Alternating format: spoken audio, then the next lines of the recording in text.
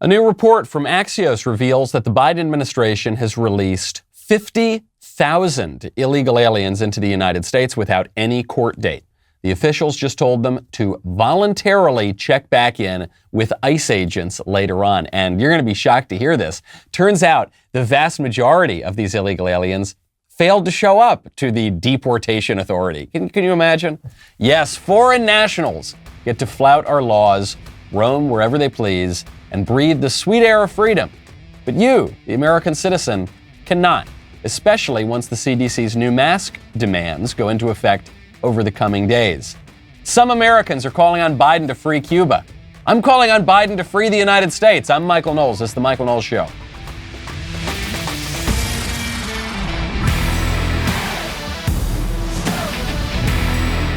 Welcome back to the show. My favorite comment yesterday from Andrew Shelley, who is referring to that cop who said he was called all sorts of racist slurs by the Trump people at the Capitol. He provided no evidence, of course, of this, and we've seen no evidence. And so Andrew says, hold on a second.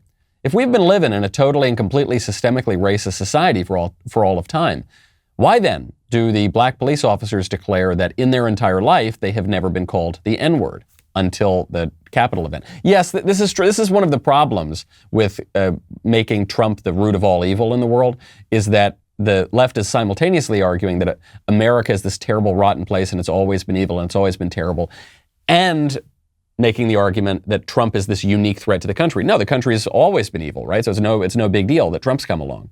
Or Trump is the unique threat to our democracy because our country is so wonderful and good and he's destroying our Constitution. But you just told me that you hate our democracy and our Constitution. Doesn't hold together very well. You know, in times of chaos like this, it's good to have a tangible physical asset, which is why you ought to check out Acre Gold. Inflation is spiking. People want an asset that holds value. Well, you know what does that? Great hedge against inflation, physical gold. But Michael, you say, I just don't have the money to lay out for physical gold. Physical gold is expensive.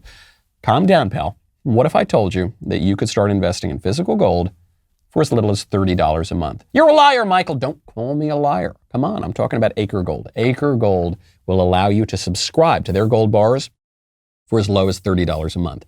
Then, when your gold stash reaches the price of their gold bars, they will discreetly ship Acre Gold to your house. Acre has also introduced a new $100 a month subscription to a 5-gram gold bar if you want to up the ante a little bit. Acre keeps you updated every month, and then once you hit that threshold, they will ship Acre Gold to your house. It'll be neat, discreet, in your hands. It's a fantastic hedge. You're seeing spikes on gas, lumber, food prices. Do it today. You'll thank me later. GetAcreGold.com/Knowles. That is the URL. Start investing in physical gold today. Make sure you go to that URL because Acre is giving away a gold bar. To qualify for the giveaway, tweet or post why you should be the recipient and mention @get_Acre. That's GetAcreGold.com/Knowles. Thank you, Acre Gold, for supporting the show. So on the topic of the CDC and of freeing America, I've just received a memo from my social media team here at the Daily Wire. They have gone through all of the new rules on Facebook to determine what we are and are not allowed to say. So I just want this to be clear right at the top because I don't want there to be any confusion. I will not, pursuant to Facebook's new guidelines, I will certainly not imply that the return of the mask mandates indicates that the vaccines are not effective. Why would I imply that? You're saying that just because now we're going back to the old masks after so many people have received the vaccine, that would imply that the vaccines are not effective? Who would ever imply such a thing? Surely not I. I can't say that the masks do not work. In order to say that, I would have to quote Dr. Fauci from the beginning of the pandemic, so I wouldn't do that. I don't like quoting Dr. Fauci. I can't say that children cannot get or spread COVID. But I would never say that anyway. I would point out that children are at an infinitesimally small risk of dying from COVID or facing very, very serious consequences. But I actually wouldn't say that. Won't say that the masks are dirty or could pose some risk to your health. Again, I would have to quote Dr. Fauci in order to do that from before Dr. Fauci changed his mind, so certainly couldn't do that. And I won't say that vaccinated people can't contract or spread COVID. Well, I wouldn't do that because obviously that's one of the issues that we're all dealing with right now. But also, I'm not going to question the efficacy of the vaccines. So I'm not going to say that the vaccines protect you from getting COVID, but I'm also not going to say that the vaccines don't protect you from getting COVID. Okay, what can I say? I don't know. It sounds like I can't say a whole lot, but I'm glad that we cleared that up. I don't want there to be any confusion about what we can or cannot say, according to our overlords, the big tech billionaires who work very often directly with the federal government in a surveillance state, in a liberal blob that has now consumed every single institution in the country. Boy, aren't you glad you live in the land of the free? Aren't you? We got to go send in the Marines to Cuba, right? We'll get to that in just a moment. First, let's see, how can I talk about the CDC? I'll just tell you the facts here, okay? The CDC is now demanding that most of America mask up again. The CDC has these new guidelines for areas of high transmission, even where Americans are fully vaccinated, they need to mask up. When you look at the criteria that the CDC are talking about for which counties should mask up, it actually comes to include over 60% of counties in the United States as having high or substantial spread, according to the CDC guidelines, and therefore they need to mask up again. So most of America, according to our public health agency, needs to mask up again. By the way, illegal aliens can go wherever they want. Most of the American citizens, a clear majority of counties in the United States, I'll be more specific, need to mask up again. But our southern border is basically non-existent. And we've had at least 1 million illegal aliens this year come across the border, certainly on track for 2 million. We had 188,000 come in just the month of June alone. We've got the Biden administration releasing 50,000 illegal aliens without a court date. How many of these guys are being tested for COVID or are taking the right precautions? Very, very few of them. So it would seem to me, I can conclude from that the Biden administration is not particularly worried about the spread of COVID, because if they were, they'd close up the southern border. But they are very concerned about getting you to follow their capricious and arbitrary guidelines. Chip Roy, great U.S. congressman, Republican congressman, former chief of staff to Senator Ted Cruz. Chip Roy is pointing out the hypocrisy here. He's had enough of this. There's a crisis at the border, and yet Nancy Pelosi is now making all of these vaccinated members of the House mask up again. We have a crisis at our border, and we're playing footsie with mask mandates in the people's house. I mean, it's absolutely absurd what this body is doing, the people's house. It's an embarrassment. It's a mockery. And the American people are fed up. They want to go back to life. They want to go back to business. They want to go back to school without their children being forced to wear masks, to be put in the corner, to have mental health issues. And we're running around here, and the speaker comes down here at 10 o'clock in the morning saying we got to wear masks in the people's house, while we've got thousands of people pouring across our border, and Democrats don't do a darn thing about it, heavily infected with COVID. We have the New York Times, today. What a mess. You got to pause right there before Chip Roy goes on and makes, I think, a very important point. But you got to pause right there because if you weren't watching, Marjorie Taylor Greene, who is this lightning rod for the left, she just walks into the frame. She came in late while Chip Roy was talking, completely unmasked, sits down, doesn't care. That's really great. So Chip Roy goes on and makes a point that could get him kicked off of Facebook. We have people infected with COVID coming across our southern border into Texas, and you all put masks up front here on the people's house. We got to go around and see, okay, we can't come to the floor. I can't execute my constitutional duty unless I wear a mask. Well, which is it? Vaccines or masks? Do the vaccines work or they don't work? Do the masks work or they don't work? I'd like to know which it is. I'd like Dr. Fauci to come down and answer a single question about natural immunity. If you've been infected with a virus, do you have immunity? Or are they just going to go around poking people saying you must take a vaccine? Oh, but sorry, the vaccine doesn't work. You must wear a mask. This institution is a sham, and we should adjourn and shut this place down. Amen, Chip. Now, you'll notice Chip Roy said something here that, according to the new Facebook guidelines, could, and again, it'll be so arbitrary and capricious, could get him kicked off of Facebook or get a content strike against him or something like that. And by the way, all of these politicians have very large Facebook pages because this is the public square and that is how they campaign. What Chip Roy said is, or what he implied, but he basically said it outright, is that if the CDC is requiring us all to mask up again, and Pelosi and all the rest of them are going along with it, then that suggests that the vaccines do not work particularly well, because he's saying if the vaccines worked, then you wouldn't need to wear the masks. Now, I'm being so specific with my language, Facebook, pay close attention. I'm being really nice here. I'm not even dealing with the point that Chip made, the very interesting and good point that Chip made. I'm dealing with what that means. What it means that some billionaire in Silicon Valley named Mark Zuckerberg hired a bunch of punk tyrants who are now going to go channel by channel and say, no, U.S. representative, you can't say that. No, member of Congress, you can't say that. Forget about Chip Roy. They did this to Trump in January. No, duly elected sitting president of the United States, you can't say that.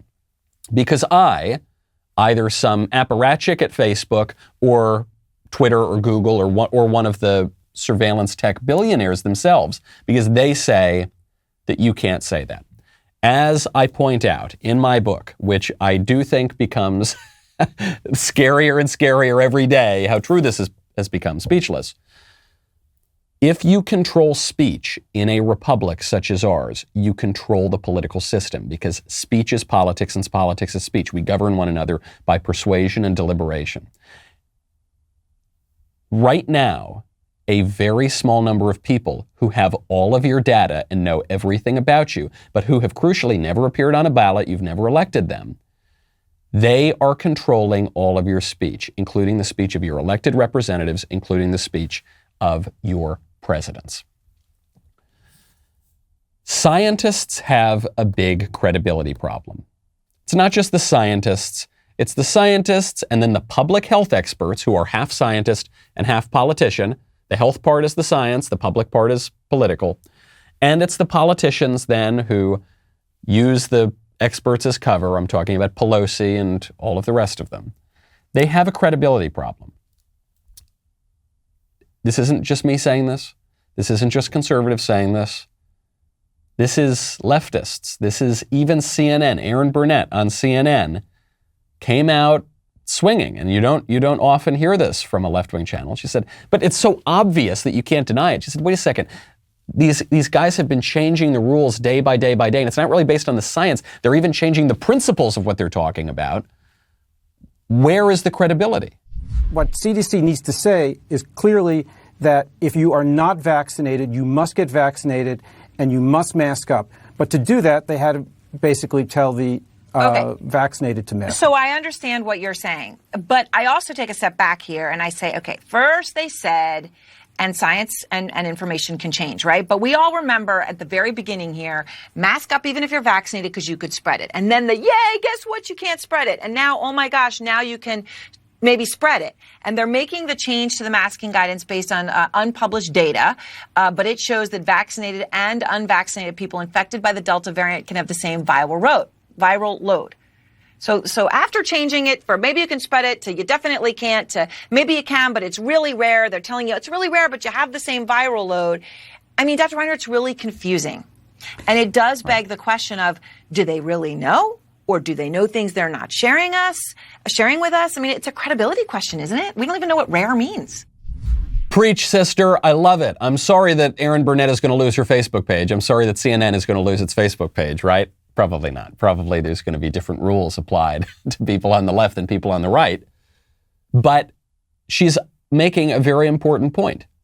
And it's not just pointing out that these guys have no credibility and Fauci should be banished to St. Helena, which obviously he should. She's making this point on data, which I think is actually even bigger than the vaccines, bigger than COVID, and it's kind of a systemic, society-wide problem. We are told to trust these genius eggheads based on data that very often we can't see.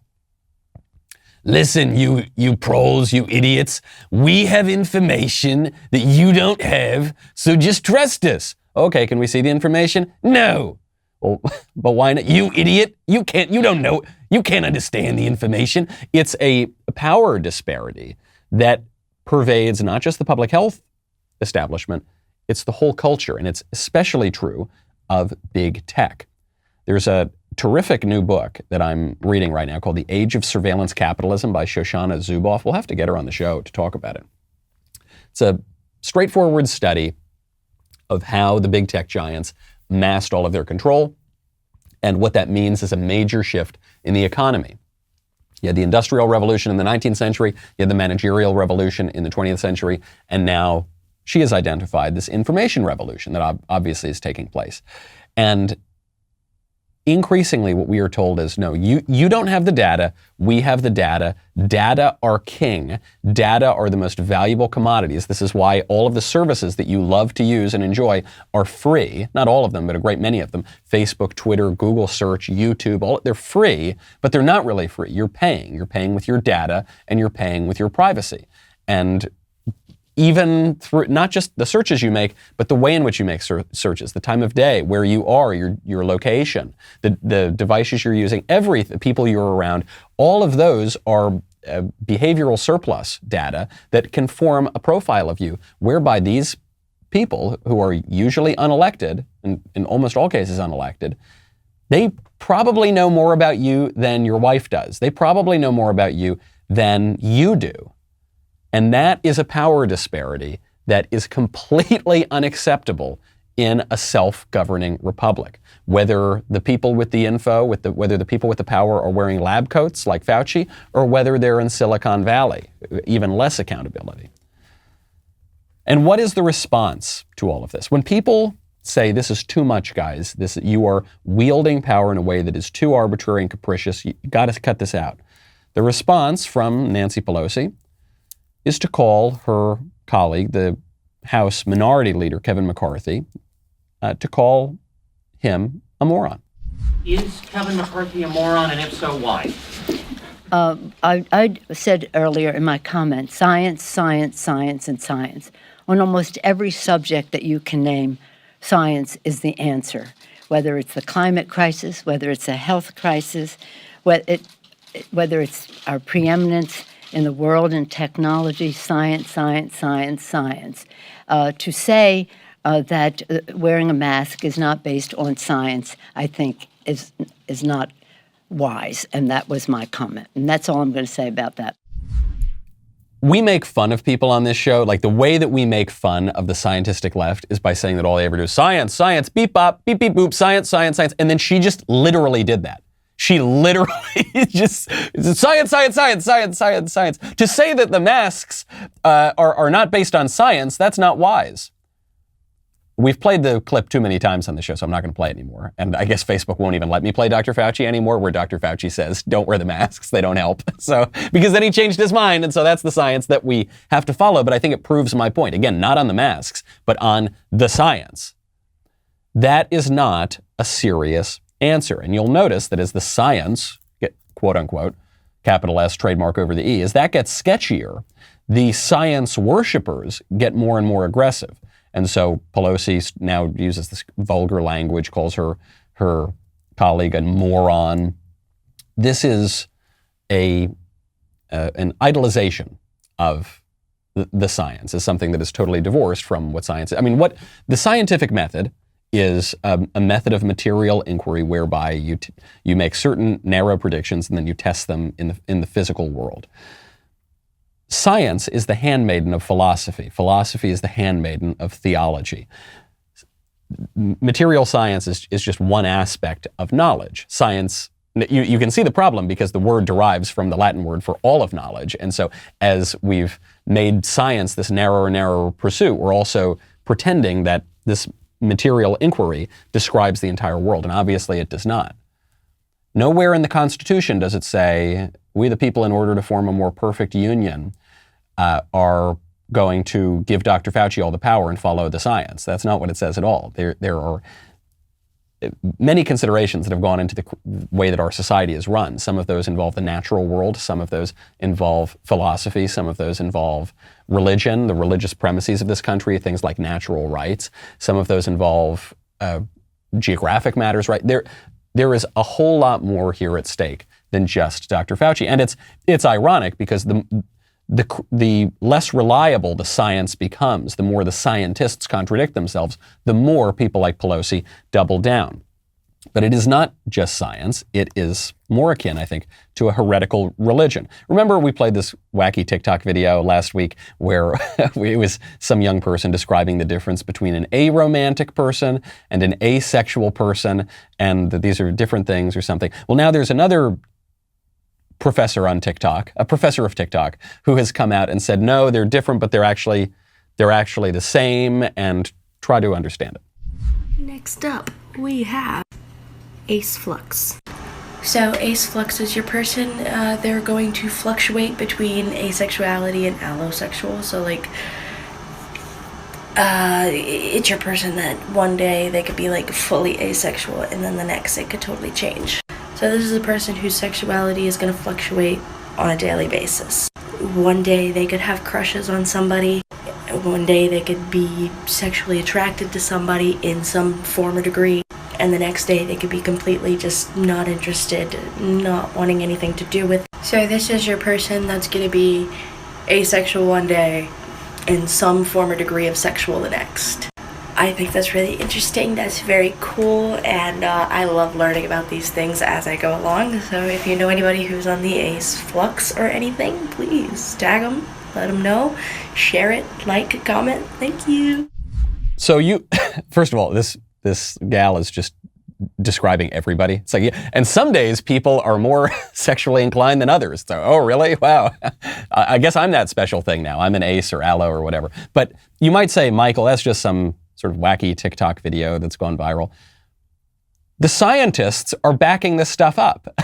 There was a medical school professor yesterday, we talk about them on the show, at a prominent medical school in the University of California system, who apologized to his students for saying the phrase pregnant women because it suggested that only women can become pregnant. The kooky TikTok stuff is being adopted by the scientists because there's nothing scientific about it. It's just a heretical religion, and anyone can take part in a heretical religion. And these people don't even know what they don't know. They don't even know that they're making philosophical and religious claims when they pretend that it's just all about the natural material world. And we can't question any of that, because if we do, we could easily be booted out of the public square.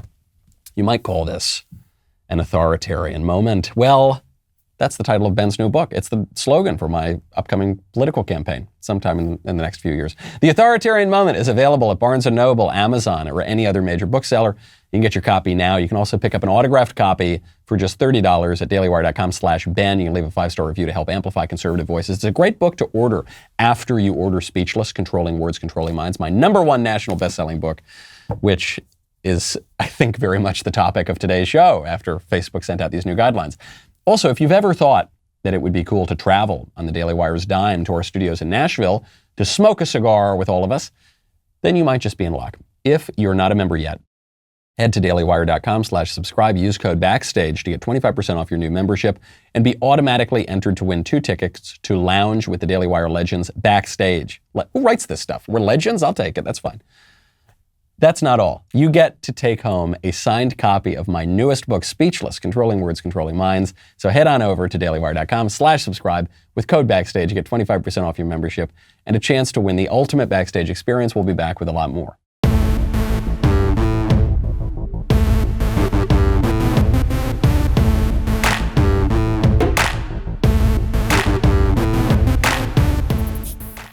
I learned so much on TikTok. The TikTok really has its finger on the pulse of the zeitgeist. There was another video that went viral on TikTok of a woman describing a very sad state of mind, but it's an idea, it's an ideology that is actually somewhat pervasive. I've even heard some of my friends talk about this. People who will not have children because they're afraid of global warming. When people ask me if I'm gonna have kids, I'm like, I don't know, because the ocean was on fire last week and I'll never be rich enough to send my kids to another planet. So it's kind of an ethical dilemma for me. Okay, so maybe this gal's joking. Who knows? Maybe she'll wise up and have kids or something like that. But what she is describing, I have had friends of mine say in earnest that because of global warming, because of the sun monster, because of the 99.7% or whatever of scientists assuring that the world is going to end in 2 years ago, or whatever they say. It was Britain's Prince Charles actually said the world would already have ended. He predicted that. He said we have 18 months. Then that was a few years ago now. I think AOC still has 8 or 9 years left on her prediction. But what she is describing, I have had friends of mine say in earnest that because of global warming, because of the sun monster, because of the 99.7% or whatever of scientists assuring that the world is going to end in 2 years ago, or whatever they say. It was Britain's Prince Charles actually said the world would already have ended. He said we have 18 months. Then that was a few years ago now. I think AOC still has 8 or 9 years left on her prediction. But there have been many other past predictions by scientists, notably Paul Ehrlich from Stanford, who said that the world is going to descend into mass famine because of the population bomb and overpopulation. He predicted that would happen certainly within 10 or 20 years, and there was no way out of it, and we needed forced sterilization and contraception and abortion as a result to in any way head this thing off. Since that time, the world population has doubled and malnutrition is at an all-time low. People are fatter than they ever have been before, so the science, totally wrong, of course.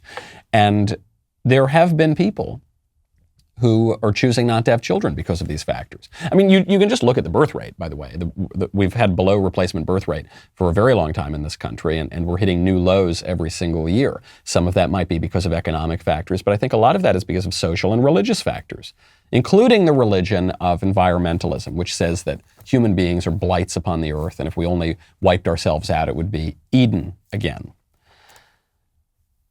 When people tell you, oh, it's just some wacky TikTok, oh, it's just some wacky video, oh, ignore that kind of stuff. This is being backed up by very prominent scientists, and they don't put it in quite as clever a way, but the Paul Ehrlichs of the world, the people predicting imminent destruction, the people telling you eat less, move less, do less, have fewer children, consume less, they are real scientists, and they're having an effect on the culture, which you're seeing on TikTok.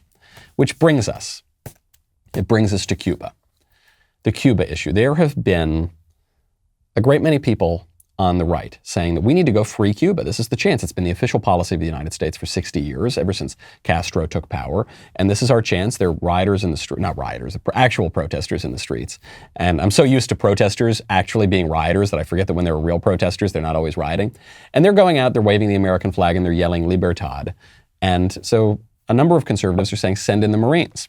But then there's another side of the debate, which is saying America is collapsing. We're losing all of our rights. The economy is in free fall. Inflation is going through the roof. We don't even have a southern border anymore. Now is not the time to be engaging in foreign adventurism. You know, we've got to get our own house in order before we go and spread democracy abroad. And what would we be spreading? What is the American conception of libertad right now? What's the American conception of freedom? Is it the traditional conception of freedom in America, you know, for God and for country, going in and apple pie and, Washington and Jefferson and Adams? Or is it aro, pansexual, trans the kids and cultivate racial grievance everywhere? What is it?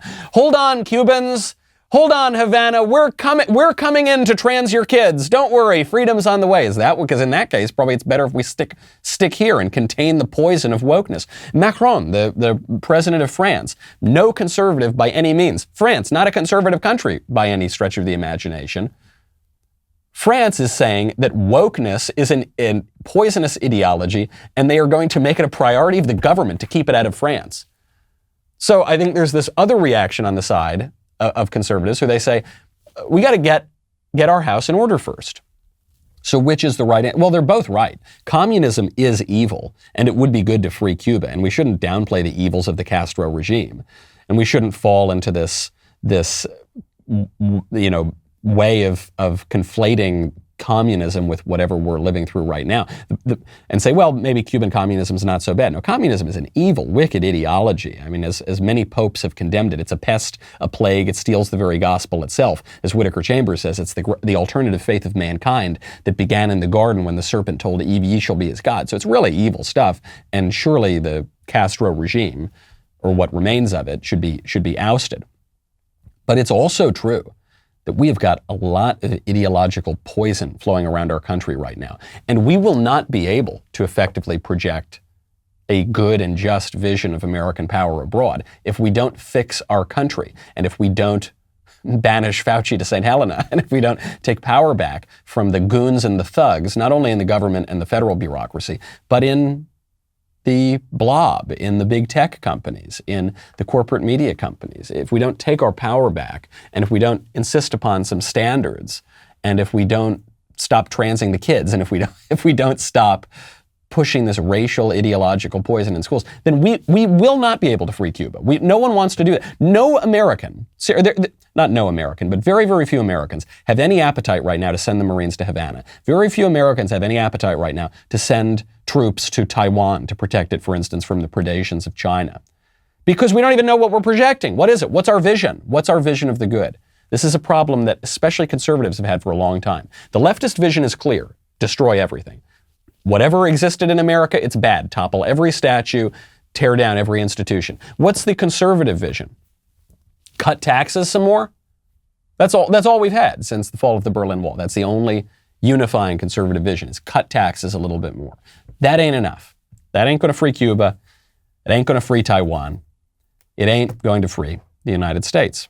The country has gone mad. You know, we played yesterday that drama queen, Adam Kinzinger, the liberal Republican who had a little prick in his pocket, I think, and poked himself in the leg with a pin or something, and made himself cry when he talked about the January 6th insurrection. Never mind BLM, forget about that. They burned a federal courthouse, not a big deal. No, only the horn man and the podium theft and whatever.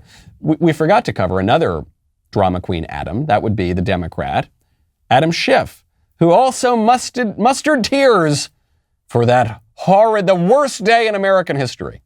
Officer, thank you. I believe in this country, and I believe in it because of people like you, who understand what the flag means and what our Constitution means and risk their lives to defend it. I'd like to think, as Amanda Gorman so eloquently said, that we're not broken, we're just unfinished. Because if we're no longer committed to a peaceful transfer of power after our elections, if our side doesn't win, then God help us.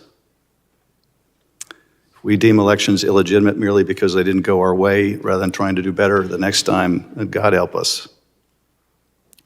And if we're so driven by bigotry and hate that we attack our fellow citizens as traitors, if they're born in another country or they don't look like us,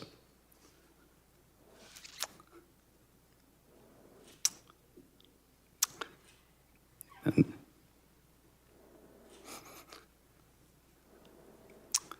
God help us.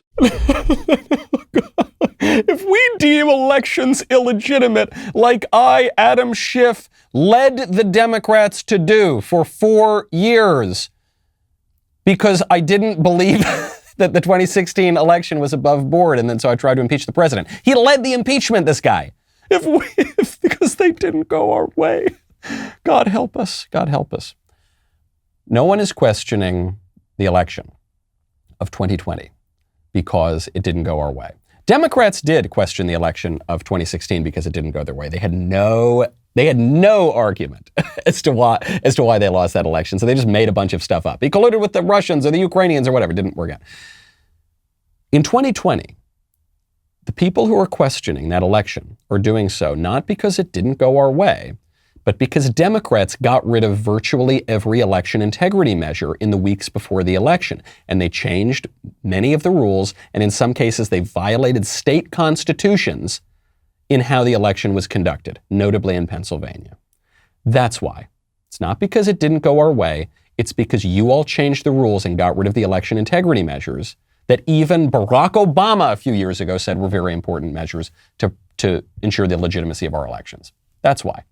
But you can't answer that, Schiff, and so you're going to cry your crocodile tears.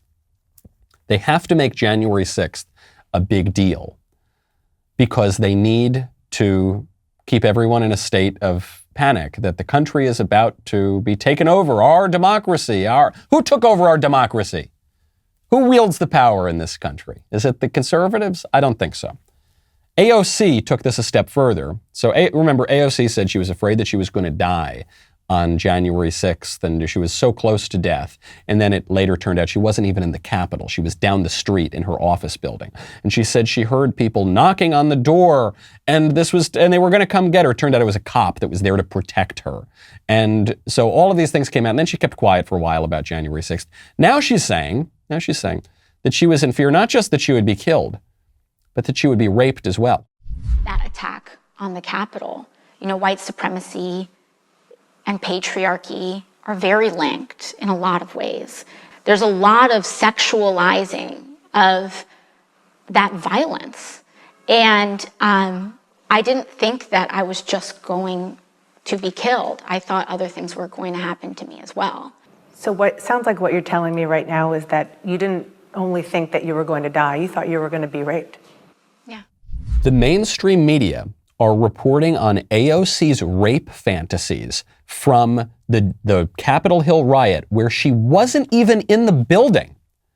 They are reporting on that as though it were fact. Because notice, none of them lied in that clip. The quote unquote interviewer, quote unquote journalist and AOC. They didn't lie. Look, AOC was never anywhere close to being killed. She was never anywhere close to being raped. She was never anywhere close to being harmed at all. But she's not claiming that she was. She's claiming that she felt like she could be. She's claiming that she had a fantasy. She's claiming that she had a delusion, that she would be harmed and raped and murdered. And then the interviewer says, so you felt like that? Wow, okay, that's a fact, I guess. For all the fact checkers out there, that is a fact. But her feeling was delusional. And the leftist fantasy about the country is now fact, incontrovertible. January 6th was the worst attack in our country in the history of the entire nation, right? It was the worst attack since 1812, they say. And we went through on the show yesterday the many, many other far more deadly and dangerous attacks on our political process in just the last few decades, in just the last few years. Doesn't matter. That's out. The fantasies that the left has about the political process, about the virus, about the necessary measures to lock down, about the way that our constitutional system works, those fantasies are, for all intents and purposes, the practical reality of our country. Because they've got the power. They wield all of the institutions. And so, that's where we are. You're seeing this play out, not just at the bureaucracy, not just in the big tech oligarchs, not just among the elected representatives who are now required to mask up at the Capitol again, even though virtually all of them have vaccines, not just on the January 6th Commission. You're seeing it at the Olympics. And I think this is what is driving people so, I'm not going to say it's driving them crazy. It's what is really frustrating people about the question of Simone Biles, this Olympian who is apparently quite accomplished, just deciding she doesn't feel like competing anymore. And so she's just going to focus on her because it's not about America, it's about her. It's the delusion that people are upset about. So Simone Biles, we talked about it yesterday on the show. Simone Biles, this athlete that I had never heard of until 2 nights ago, because I don't watch the Olympics and I don't really care and it's no skin off my nose. Simone Biles starts to compete. She takes a spot on the Olympic team, and then she says, nah, I don't feel like it. I'm not having fun anymore. It's not. And now they're spinning it, and they're saying, well, it's because she was in great danger. It's because she could have died, or they're trying to make up all that. But that's not what Simone Biles said. Simone Biles said, yeah, I'm just not feeling it. It's not fun. I'm going to focus on me. Physically, I'm fine, but emotionally, I'm not there. And so, I'm just going to get into a better headspace, and sorry, America, I'm going to let you down. Now, one of Simone Biles' teammates is coming out and defending her. Because for a while, there were some people who said, Simone Biles is really letting her team down. But then the teammate comes out and says, quote, I've never been prouder to be a part of such an amazing team with an amazing group of girls. We stepped up when we needed to and did this for ourselves. We do not owe anyone a gold medal. We are winners in our hearts. I'm glad this girl is a winner in her heart. I would prefer that she be a winner in reality. Because she does not owe anyone a gold medal, that's true. But she does owe us, the American people, something. She owes us trying. She owes us competing. We had it, and so does Simone Biles. We had a deal. When you go to the Olympics, you are representing the country. We, the American people, including me, I don't care about the Olympics, I almost never watch it, but including me, all of the countrymen, we send you there to represent us and to go beat all the other countries and bring medals home to the United States, hopefully gold medals. And I'm not saying that I'm not like Saddam Hussein, where if you don't bring a gold medal home, we're going to torture you or something. I'm not saying you owe us to win, but you do owe us to try. You might be doing this for yourselves, but you should not be. Yes, it is about individual athletic excellence. Yes, it's about the team's athletic excellence. But ultimately, that is for a purpose, which is the glory of your country. And so you're doing it in part for yourself, but really you should be doing this for your country. We are winners in our hearts. That and $1.50 will get you a cup of coffee. And I don't even mean to beat up on this girl, what's her name? I don't even know her name. And I don't even mean to beat up on Simone Biles. I really don't. I mean to identify a very harmful delusion that we're all operating under. Namely, that delusion is reality. I mean to identify this radical subjectivism that we're all living under, that there is no objective reality, there is no duty. It's all just about me, and my own feelings and my own self-identity, and one day, what is the kid on TikTok? I'm an aro, alo, asex, and it's all just about me. There are more things than you. A man wrapped up in himself makes a small package indeed. There is an objective reality. The words that we use refer to reality. That's the only way we can communicate and have self-government. There is a faculty of reason. There is a moral conscience. You do have access to it. There is a transcendent moral order. There is good and bad and right and wrong and true and false. We can discern between those things. If we can't, self-government's not possible, and increasingly that's the case. Speaking of young people playing games, Gavin Newsom, the beleaguered governor of California, some call him Mussolini, some call him Governor Bateman. He loves Huey Lewis in the news. Gavin Newsom just got in trouble because we're told now that everyone's got to mask up, and all the kids especially have to mask up. And Gavin Newsom sent his kids to a summer camp where they're not requiring the kids to wear masks because they're sensible. And this just came out that Gavin Newsom, once again, is playing by a different set of rules than he's forcing everyone else to play by. This reminds us of when Gavin Newsom forced the businesses to close down and restaurants to shut down and everyone to wear masks. And then they caught Gavin Newsom at the French Laundry, a Michelin-rated restaurant, shoulder to shoulder with his friends in a huge dinner party, no one wearing masks, because none of these people actually care about it. They just want you to care about it. None of these people who are enforcing the rules, be they at Facebook or the CDC or the governor's office in California, none of them are particularly meticulous about these things, but it's about the imposition of the rules on you. So he got caught. He sent his kids to a camp where they don't play by the rules that he says everyone else needs to play by. And so what did he do? He's trying to spin it. He's saying he's shocked to learn that the kids aren't wearing masks, and this is so terrible. And he pulled his kids out of the camp, ostensibly because he's worried about the virus spread. That's the new spin coming out of Newsom's office. This is a rotten thing to do on every level. It's a rotten thing to impose these rules on kids. To the Facebook overlords, I would never question the efficacy of masks. I would never quote Dr. Fauci. But that's not even what I'm saying. It's a rotten thing.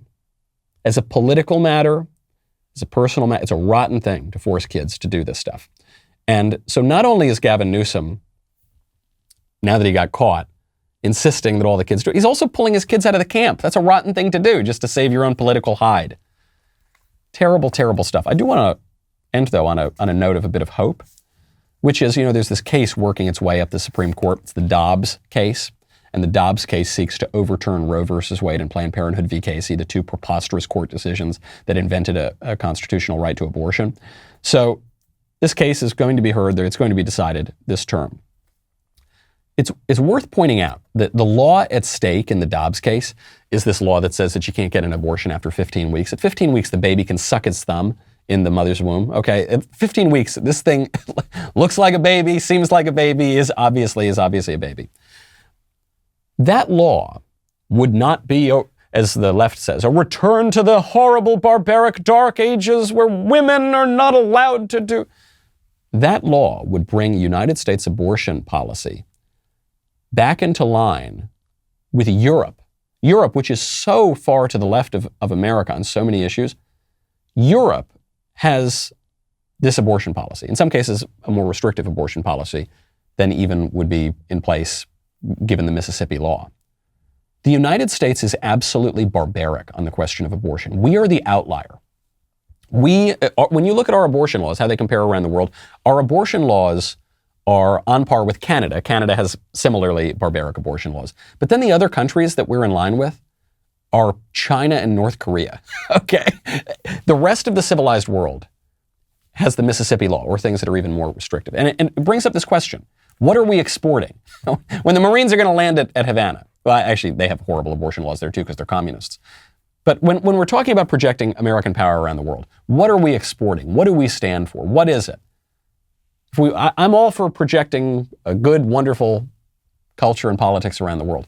We need to get ours in order first. There are concrete steps that we can undertake to do it, but that will require some courage and clarity and vision. I'm Michael Knowles. This is The Michael Knowles Show. See you tomorrow.